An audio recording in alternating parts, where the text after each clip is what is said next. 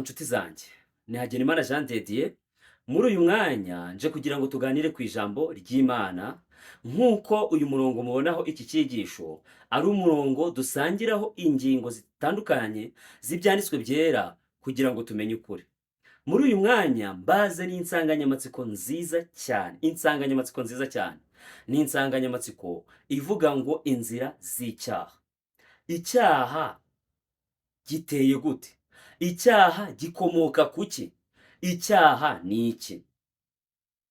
Hari ibyo abantu benshi bavuga biri hirya no hino ku isi, aho abantu bavuga yuko ubundi nta cyaha kiriho, ko umuntu agomba gukora ibintu bimunezeza, ibyo yumva bimushimisha, ibyo yumva binyuze umutima we, akaba ari byo akora kuko nyine ari byo bimuha kwishima no kunezera. Ariko hari ikintu kimwe nitegereje kinyemeza ko icyaha kiriho, nubwo ntarinda kujya kureba ibyo Bibiliya yigisha, nubwo ari byo tugiye kuba tuganiraho mu kanya. Ese kuki amategeko ya za leta ashyiraho uburyo bw'imibereho bwiza bwigaragara ko ari bwo buboneye, kandi hakabaho n'uburyo bwo guhana abatagendeye muri ubwo buryo? Muri make, mu muryango mugari w'abantu harimo ikintu bita gushyira ibintu kuri gahunda, kubera yuko hatekerezwa yuko ibyo bintu bishobora kutajya kuri gahunda, cyangwa se bishobora kuba bitari kuri gahunda. Nuko rero ibyo ubwabyo binyemeza kuko byenda kose hari ikintu kitagenda neza mu mibereho ya muntu, hari ikintu kitari ku murongo muzima, ari nacyo kintu tugiye kuganira cyitwa icyaha. None niba koko icyaha kitariho, kuki amategeko y'ibihugu abuzanya gukora ibi akemeza gukora biriya? Ni ukubera yuko hariho icyiza hakabaho n'ikibi. Ibyo rero nibyo twebwe twita mu Bukristo ko hariho intambara y'icyiza, iyi ntambara hagati y'icyiza ndetse n'ikibi. Tukavuga ko iyi ntambara yatangiriye mu ijuru, kandi ko iyi ntambara ifite uyiyoboye, kandi ko uyiyoboye agomba kuzatsindwa by'iteka ryose, maze undi uri ku rundi ruhande ari we Yesu Kristo akanisha by'iteka ryose. Ese twaba twibesha mu myigishirize yacu? Ese mu myigishirize yacu haba harimo ikibazo kuba tugaragaza ko hari urugamba? Ese ubundi tutagiye kure, urwo rugamba wowe ntabwo urwiyumvamo? Muri wowe ntabwo wiyumvamo kurwana kw'imbaraga ebyiri, aho imbaraga imwe ikurarikira gukora ibyiza, indi ikakurarikira gukora nabi? Kandi igitangaje, akenshi twisanga twebwe abantu twahisemo kuyoboka imbaraga y'ikibi.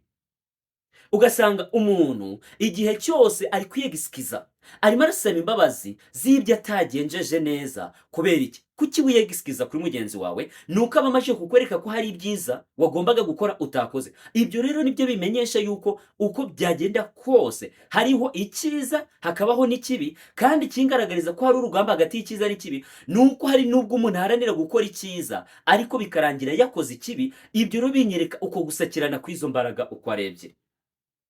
None se n'iki Bibiliya itubwira ku bigendanye n'iki kintu kigendanye n'icyiza n'ikibi? N'iki kintu kigendanye icyo ndi kwita ngo icyaha kiri mu bugingo bwacu? Ese byashoboka ko iyi mbaraga iri muri twe idutegeka gukora nabi, umunsi umwe twazayigaranzura hanyuma tugakora neza?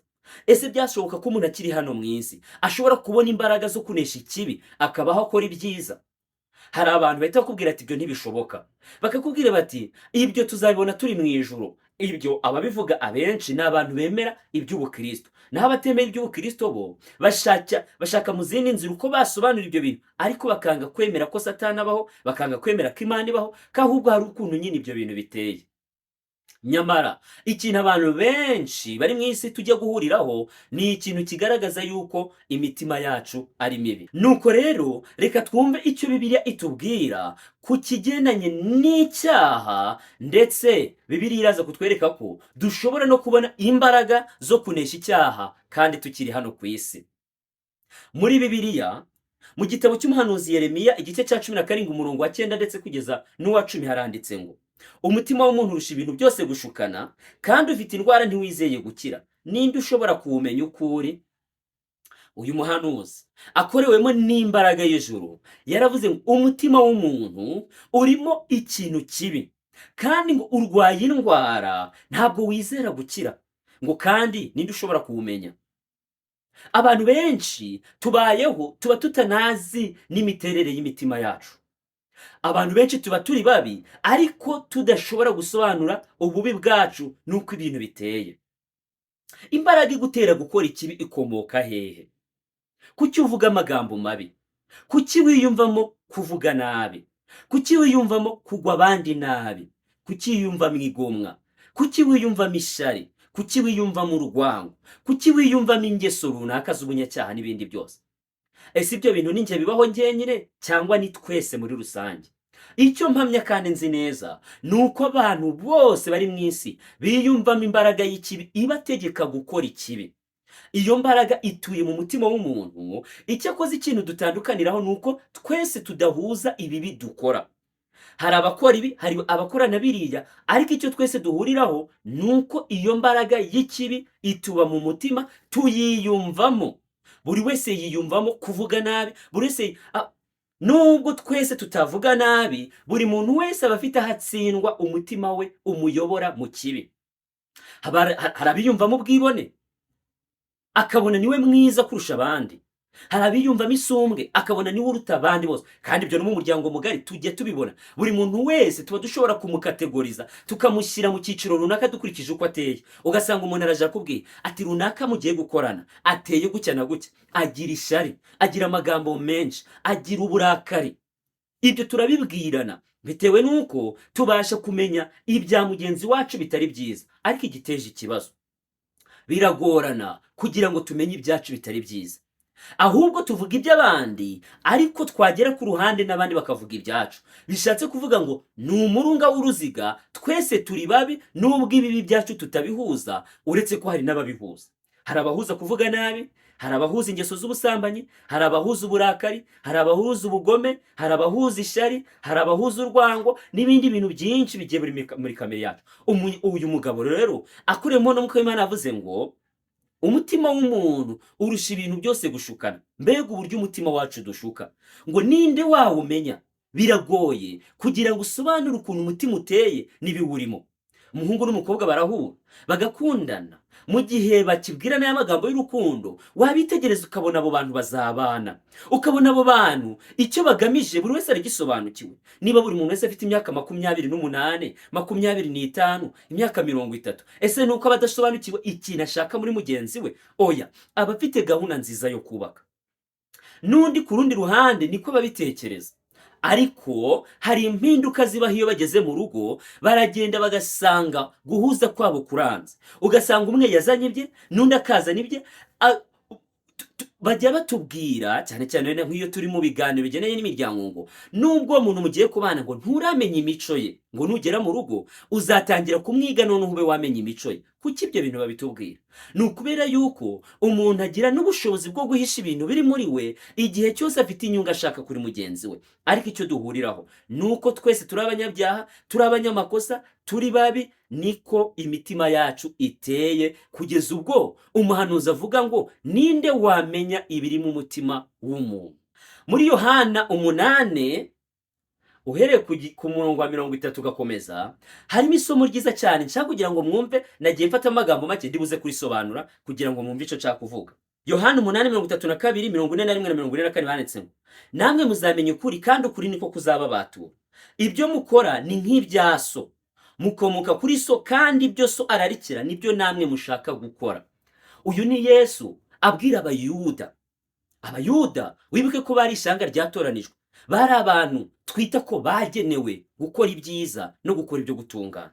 Ariko Yesu abitegereje abona yuko ingeso zabo ari mbi, ko batigeze bahinduka, ko batigeze babonera imigisha muri we.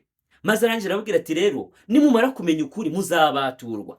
Ibyo nakubwiraga bya kamere yacu by'ibyaha biri muri twe nibyo Yesu yitaga ububata.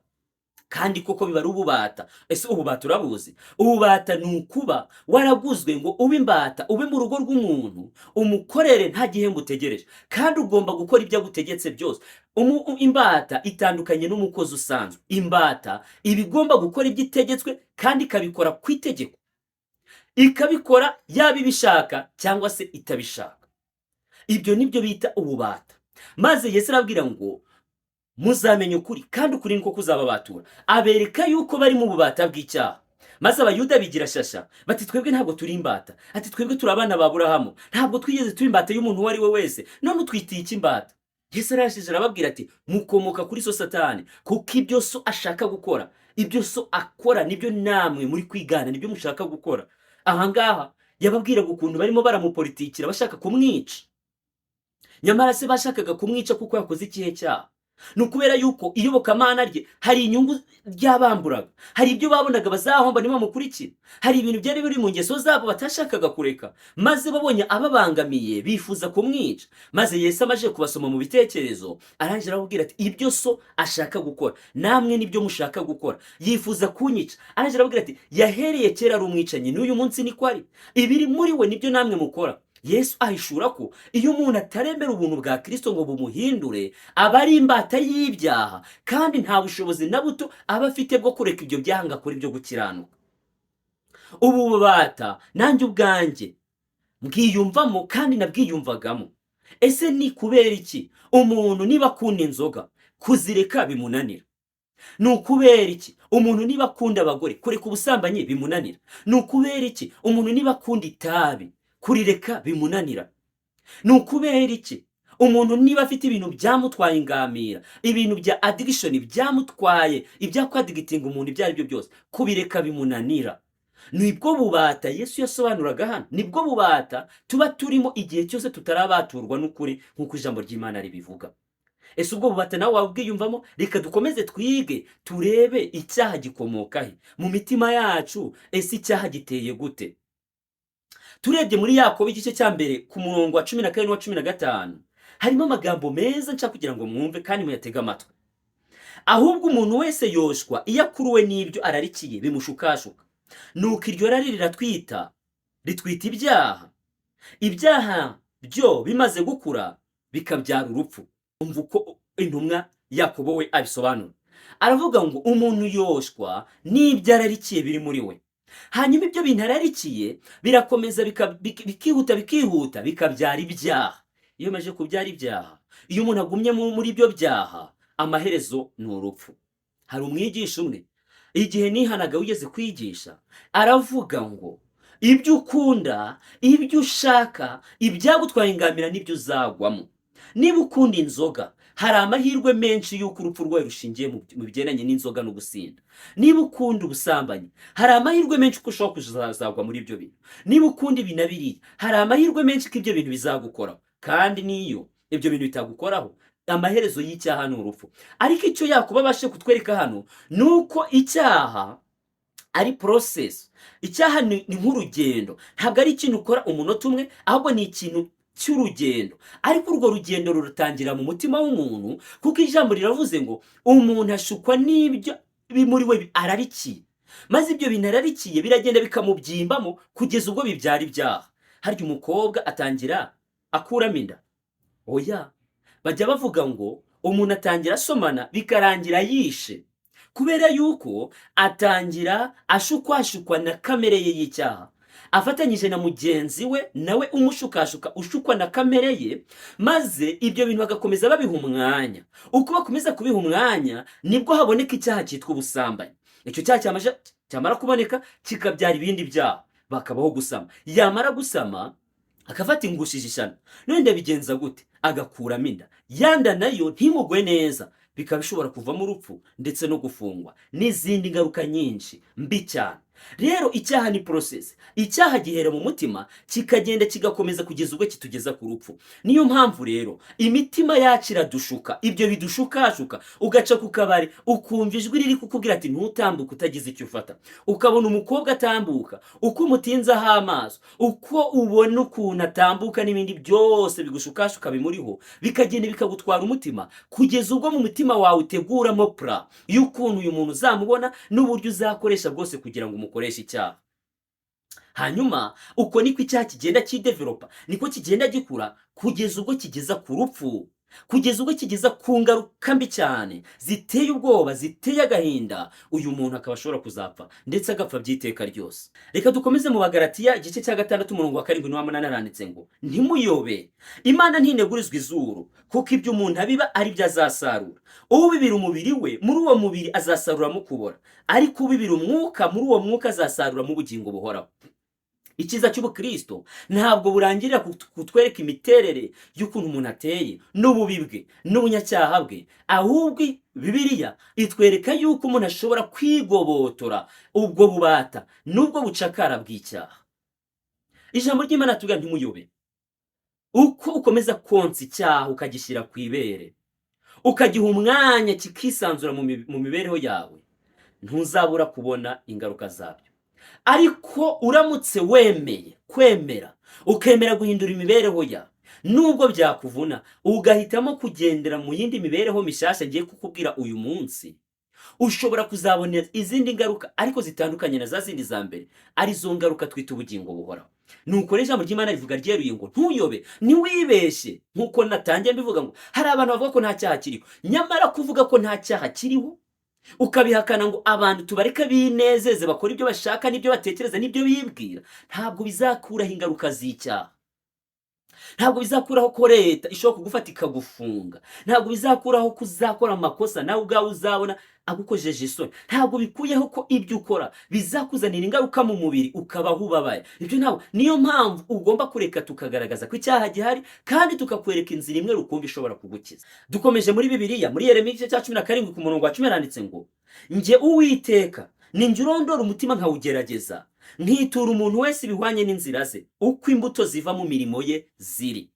Hambere twe twavuze ngo ninde ushobora kumenya umutima w'umuntu, niko Yeremiya yibazaga.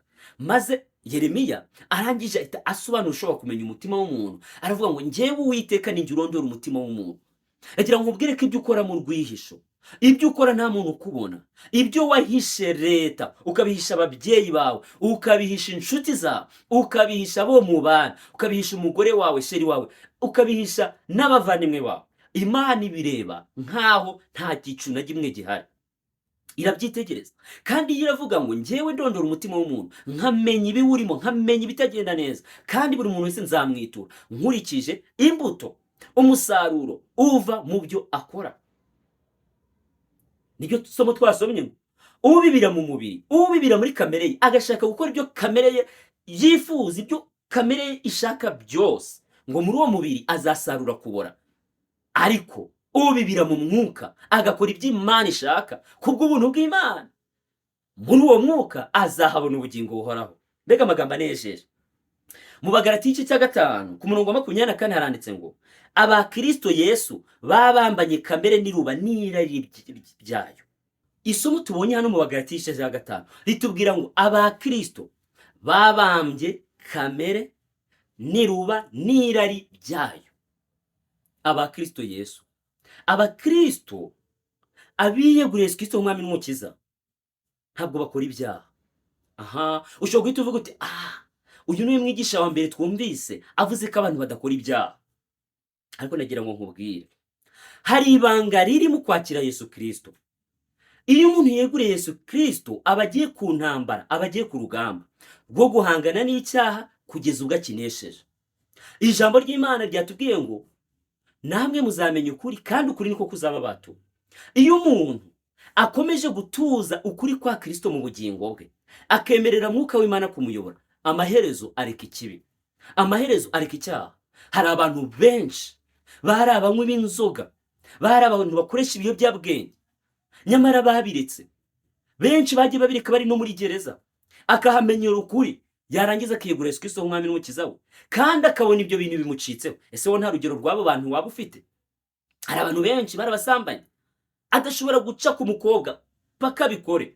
Hari abantu bari indaya zo ku gasozi, uyu munsi bemeye batanga ubugingo bwabo babushyira mu biganza bya Kristo, kandi uyu munsi birata imbaraga ibakiza.